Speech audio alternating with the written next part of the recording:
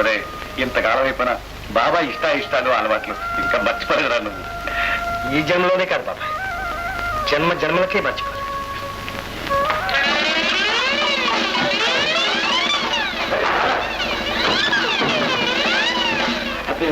సమయానికి ఇక్కడే ఉన్నావు, ఎలాగైనా నన్ను కాపాడాలి. ఎందుకయ్యా? ఆ ఢిల్లీ గారు కట్ తీసుకున్నా ఎప్పుడు పడ్డాడు. ఎందుకు?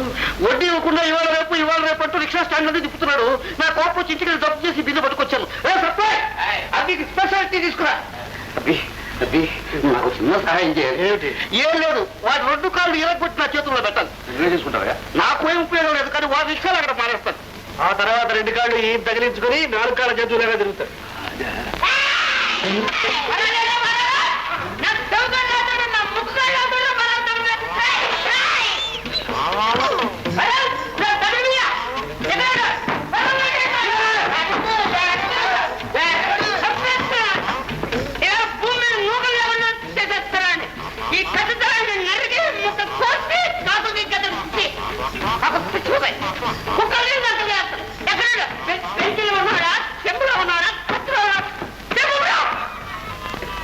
ఢిల్లీ తాగొచ్చావా? తాగుతాను, తాగకపోతే అన్ని కట్టను చంపలేను.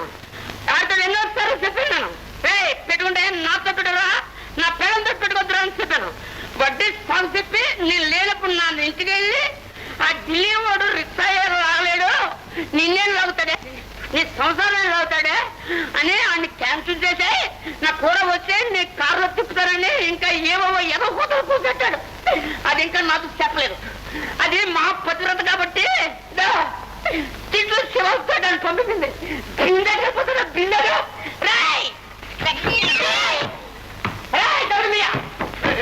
ఏమన్నా సరే ఆరు 4 రూపాయలు నా కళ చూడాలి, నా బిందు నేను నీళ్ళు తాగాలి. ఊరుకుంటావని పిల్లల్ని కవరెట్టమంటావా? ఊరుకుంటాను ఊరుకోవాలి. అనే సరతు. నేను 1, 2, 3 అంటాను. 3 అనేటప్పుడు నా బిల్లు నా కాళ్ళ ఏంటో కట్టె మూయలేని కూడా వాణ్ణి చంపుతారా నువ్వు? చంపేస్తాను చూస్తావా? 1, 1, 2 అన్న త్వరగా అను 3 అరే దేవుడి 3 అనేస్తున్నాను నేను అనేస్తున్నాను.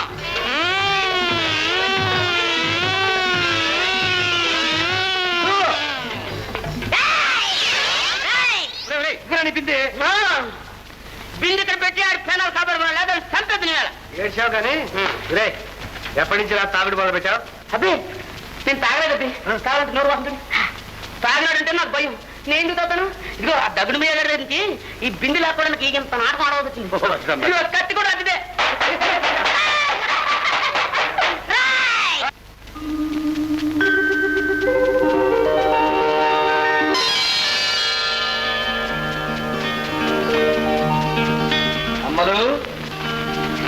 ఇంకా కాలేజీకి టైం అవలా? ఈ రోజు కాలేజీ లేదు, మేమంతా పిక్నిక్ వెళ్తున్నాం. పిక్నిక్? అవును. వెళ్ళమ్మా వెళ్ళు.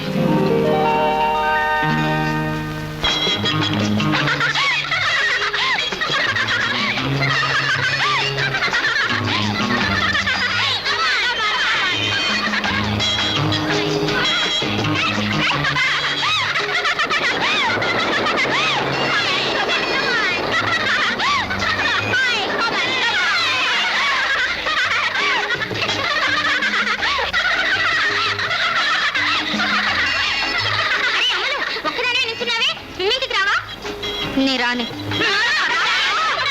గీత, నాకు స్విమ్మింగ్ డ్రెస్ లేదు. నా దగ్గర ఉందిగా, ఇస్తాను, వేసుకో. వేసుకో. ఈ డ్రెస్ నాకొద్దు. పర్వాలేదు, వేసుకో. చూడు, ఆ బుష్ దగ్గరికి వెళ్ళి మార్చుకుంటా.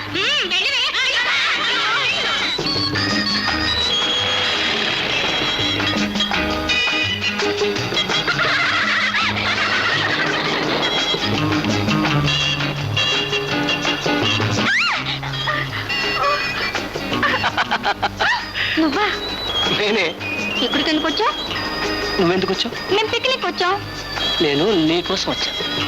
సర్లే వెళ్ళు, వాళ్ళు ఎవరైనా చూస్తే ఏమవుతుంది? ప్రేమకు సాక్షులు అవుతారు. Fitness for love.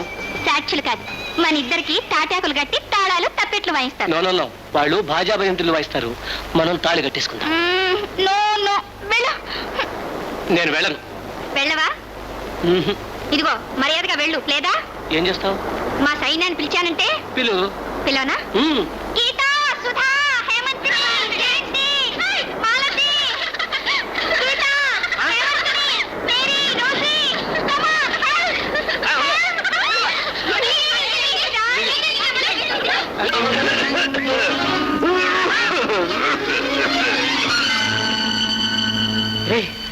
చూడండి మన అబ్బిగాడు ఎలా అయిపోయాడు. ఏనుగులా ఉండేవాడు పీనుగులు అయిపోయాడు. సాట్ గుర్రంలో సెక్సగా బండి లాగేవాడు. ఇప్పుడు చూడండి నేలకి ఎలా వంగిపోయాడు. ఇట్టగే ఆడెప్పుడు మట్టిలో కలిసిపోతాడు పాపం. మనం పాపం అంటే ఎలా అది ఆడికి తెలియాలి. ఏడు తెలిసేది రోజంతా రెచ్చలాగితే మన పొట్టగడవడమే కట్టం. మనకెందుకంత ఈ ధర్మాలు దాచిందని. అయినా మనం ఎంత ధర్మం చేస్తే మాత్రం మన ఫోటో పేపర్లు వేస్తారా, మన బొమ్మ ఏమన్నా అడిగిలు వేస్తారా? రే పోతే మన ఈటి పారే చెవిట ఉండరా. అంతేరా ఈ లోకం. పెద్ద పెద్ద కారులో వాళ్ళ దగ్గర వీళ్ళ దగ్గర సందాలు వసూలు చేసి ఆ సందాలన్నీ తనే ఇస్తున్నట్టు ఓ మంత్రి గారి చేతిలో పెడతాడు ఓ మహారాజు. ఆడితే దండలు వేస్తారు, ఆడితే ఫోటోలు తీస్తారు. ఆడనే ధర్మత్తులు అంట. రే ఆడు కాదురా ధర్మత్తుడు. ఇలా ఎముకలు అరగ తీసుకుని ఎవరో కుటుంబం కోసం పైసా పైసా కూడబెట్టిస్తాడే ఆడరా నిజమైన ధర్మత్తుడు. ఆడరా మన అబ్బుగాడు.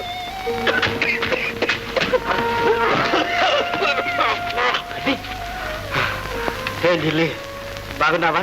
నన్ను అడుగుతున్నావు బాగున్నావని. ఏంటి గుండెలు పగిలిట్లు తగ్గుతున్నా. ఒక మా డాక్టర్ చూపించాడు. డాక్టర్కి చూపించాను. పెద్ద మహారాజులకు వచ్చే జబ్బు వచ్చింది. ఏదో ఫోటోలో అయ్యి తీయాలని చెప్పాడు. ఫోటో తీసే జబ్బు? అదేం జబ్బురు? అమ్మా అది టీపీ. చెయ్య ఇప్పుడు తగ్గుతూ ఉంటాడు. ఇంకొంతకాలం పోతే నెత్తులు కక్కుతాడు. ఆ తర్వాత కాంతి వస్తాడు. మీరు దూరంగా వచ్చేసాయి, లేకపోతే మీకు పట్టుకుంటున్నాడు అది. ఆ తర్వాత వృక్షాల దూరం మనుషులు లేకుండా పోతాడు. అబ్బి చెయ్య. అవును తత్తాడా? మరి నీకో దగుడు బియ్య రాకేంద్రా. అయ్యో ఇవేంటి వంకలు పోయి బాగా వచ్చాను. అయిపోయి ముక్కెట్టి తప్పడిపోయింది. అప్పుడు లేదా బాబాయ్ సిమెంట్ ఎలా ఉన్నది చూడ బాగా నిలబడుతుందా? మొహం మీద మచ్చలు ఇది కుష్ఠరోగం గోక్కోవడం. కుష్ఠరోగం 2 రోజులు పోయిన తర్వాత తప్పు తప్పమంటూ ఈగలు కొట్టుకుంటూ నడి రోడ్లో కూర్చున్న ఎంగల బీడీలు తాకుతూ రామ్మా రామ్మా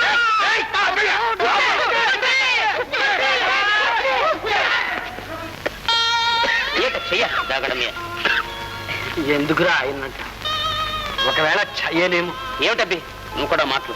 నీకు నిజంగా చెయ్య వస్తే ఆ దేవుడే లేడని మాట. నా మాట వినబ్బి. ఇప్పటికీ అమ్మ చదువు అబ్బి కాస్త ఒళ్ళు చూసుకోబ్బి. ఒరే సముద్రంలోకి దూకి అమ్మల్ని ఒడ్డుకు చేరుస్తారు.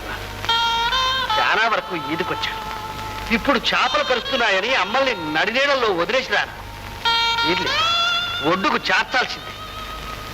ఒరే ఈ రోగానికి నా ఒళ్ళు లొంగింది కానీ మనస్సు లొంగలేదురా. చూద్దాం ఈ రోగమే గెలుస్తుందో నేనే గెలుస్తాను. అబ్బి అబ్బి అబ్బి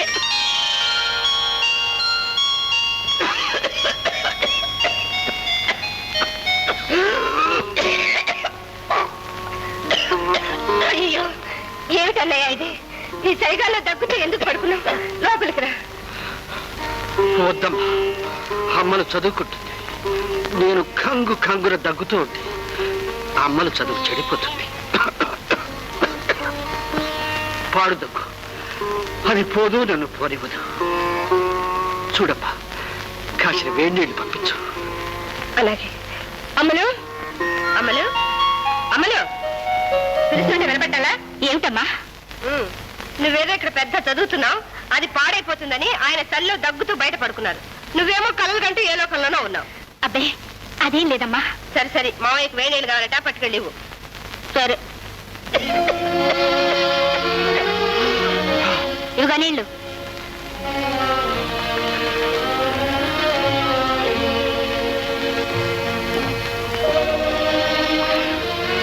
ఏమిటోనమ్మా నీ చేత్తో ఇస్తే గాని తృప్తుండదా?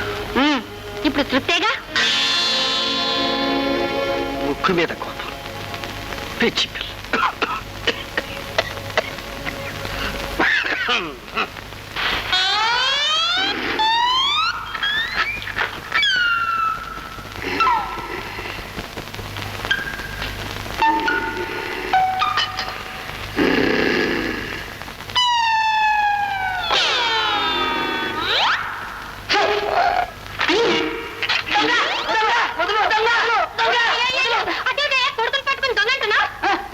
నువ్వు తడమయ్యా సిక్కులేదు.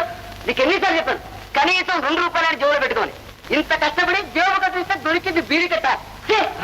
అందుకే అన్నారు ఈ రోజుల్లో మంచివాడు కష్టాంతనే ఫలితం లేదు.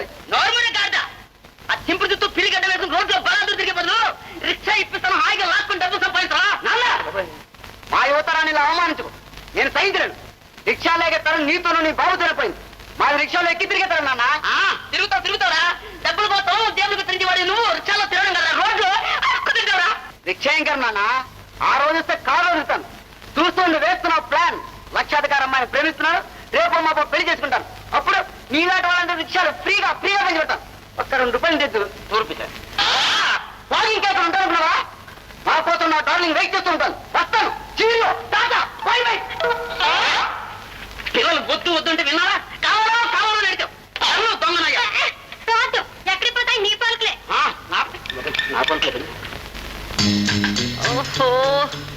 హలో నువ్వెప్పుడు ఇంతే ఎందుకు ఇంత లేట్ గా వచ్చావమ్మా సారీ డార్లింగ్ ఏం చేయను సరిగ్గా బయలుదేరే టైంకి మా ఫాదరు ఇంపాల గారేసి బయటికి వెళ్ళాడు చూస్తూ ట్యాక్సీలో వచ్చాను తెలుసా ప్లీజ్ నవ్వాలి ఎక్సొచ్చేవా ఇదిగా సరే గాని డాన్స్ ప్రోగ్రామ్ టైం ఇది పోదామా ఓకే పద అమ్మలు హలో గుడ్ మార్నింగ్ అమలు గుడ్ మార్నింగ్ కమిన్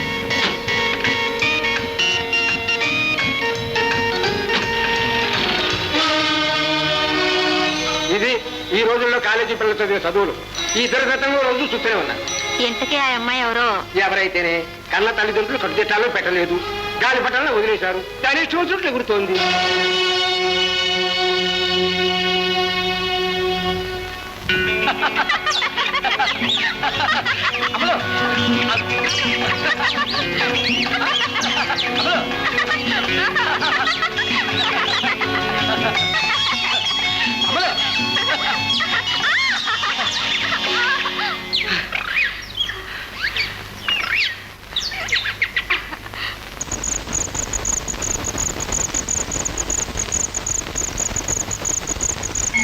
ఎంతకీ ఆ అమ్మాయి ఎవరో ఎవరైతేనే కన్న తల్లిదండ్రులు కట్టుదిట్టాలో పెట్టలేదు గాలి పట్టాలను వదిలేశారు కానీ చూచుట్లు ఎగురుతోంది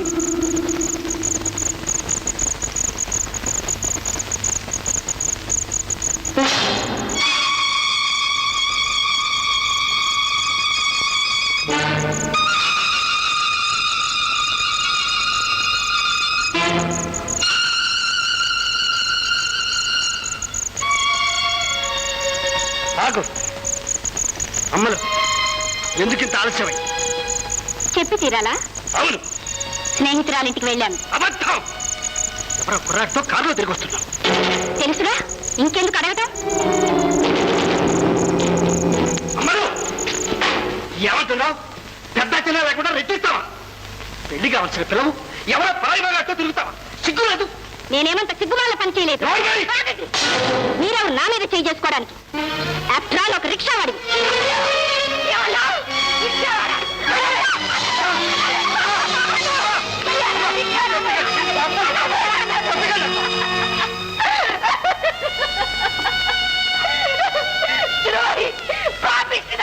నీకు నోరెలా వచ్చింది ఆ మాట అంటానికి ఆయన రిక్షావాడా ఆ రిక్షావాడని నిన్నింతదాన్ని చేసింది నీ కోసం నీ భవిష్యత్తు కోసం తనకంటూ ఏ బంధువు లేకుండా చేసుకున్నాడు తన సుఖాలన్నీ వదులుకున్నాడు అగ్నిలా తను కాసుకుంటూ కరిగిపోతున్నాడే అలాంటి వారికి హద్దులు చెప్తావా అధికారం లేదంటావా నువ్వు పుట్టినరోజు నిన్ను తప్పి పారేస్తుంటే మమ్మల్ని అంత మాట అనకండి నేను వినలేదు పసితనంలో ఏదో అన్నది ఎవరో కాదు మన అమ్మలే పర్వాలేదు వినలే నువ్వు అంత గాయపరిచినా ఆయన మనసు నీ కోసం ఎంత పంట పెంచిపోతుందో చూడవే చూడు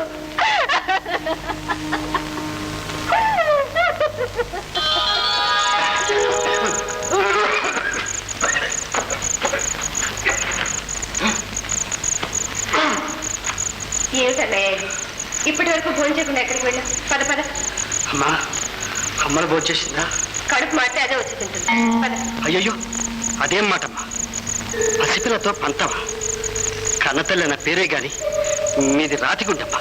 ఉండండి, నేను పిలుస్తాను. అమలు,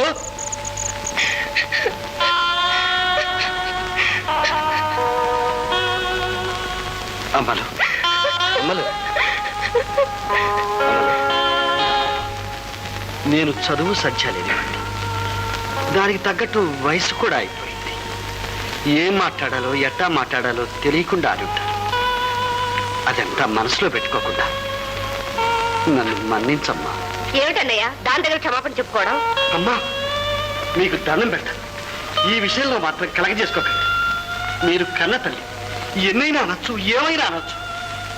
నేను మామూలు రిక్షావాడు. అదంతా మర్చిపోయి ఏమేమో అన్నాను. ఒక్క మాట చెప్పమ్మా, నన్ను మన్నించాలని ఒక్క మాట చెప్పమ్మా.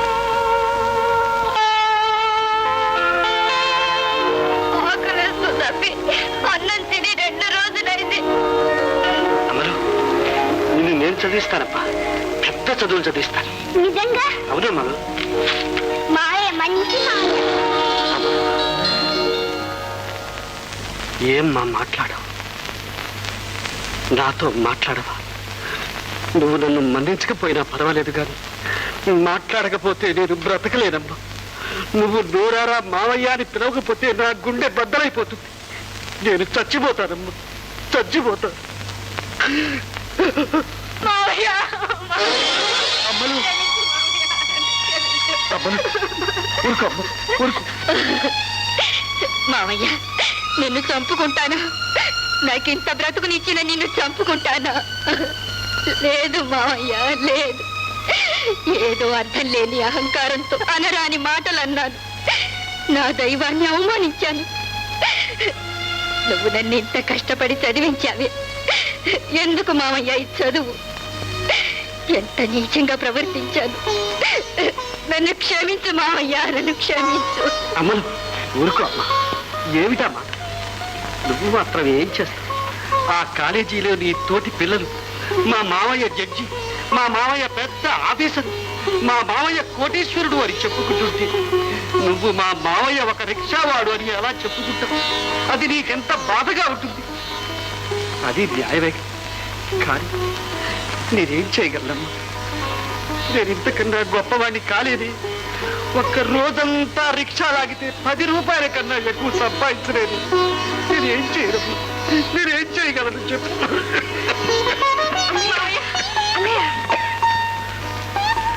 మావయ్య, నీ పాదాల సాక్షిగా చెప్తున్నాను. మీరే నాకు తల్లి, తండ్రి, దైవం. నీ మాట ఎన్నడూ కాదనను. ఏ పరిస్థితుల్లోనూ నీ మనసు నొప్పించను. నిజం మావయ్య, నిజం. పద మావయ్య, భోజనం చేద్దాం. అమ్మా, ఆకలమ్మా. ఇది ఆకలి కాదు, ఆనందం. రండి. పదమ్మా, కొంచెం తినమ్మలు, తిను. అమ్మా, చూసారా అమ్మా, నా అమ్మలేవి మారలేదు, మారలేదు. అలాగే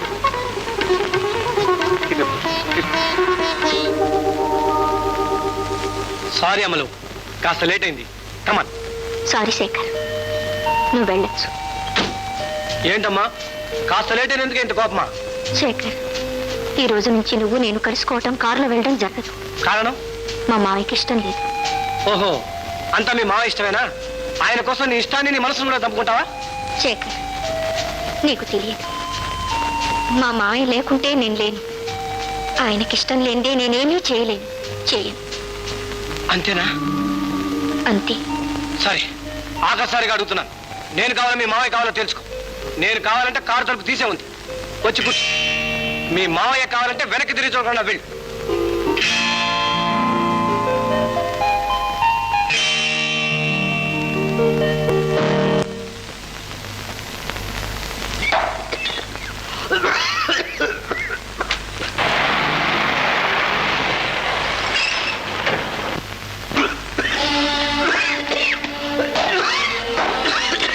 ఏమండి,